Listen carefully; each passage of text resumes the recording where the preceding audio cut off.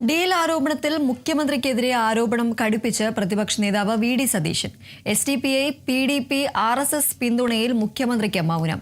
എസ്.ഡി.പി.ഐ തീവ്രവാദ സംഘടനയാണ് എന്ന് സി.പി.ഐ-എം പാർട്ടി കോൺഗ്രസ് വ്യക്തമാക്കിയിട്ടുണ്ട്.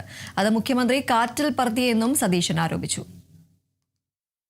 ഈ ഓരോരുത്തരുടെ മുഖങ്ങൾ വെളിവാവുകയല്ലേ. വെൽഫെയർ പാർട്ടി UDF-ന് പിന്തുണ കൊടുത്തു എന്ന് പറഞ്ഞ് ബഹളം ഉണ്ടാക്കിയ മുഖ്യമന്ത്രി ഇപ്പൊ എസ്.ഡി.പി.ഐയുടെ പിന്തുണയെക്കുറിച്ചും PDP-യുടെ പിന്തുണയെക്കുറിച്ചും RSS-ന്റെ പിന്തുണയെക്കുറിച്ചും മൗനമാണ് പറയാൻ. ഒന്നും പറയാനില്ല.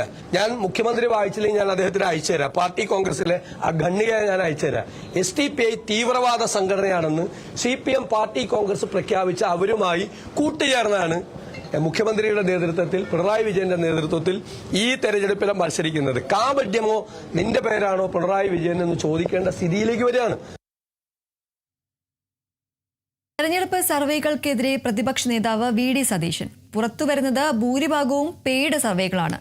100-ലേറെ സീറ്റുകൾ നേടി UDF അധികാരത്തിൽ വരുമെന്ന് വി.ഡി. സതീശൻ പറഞ്ഞു.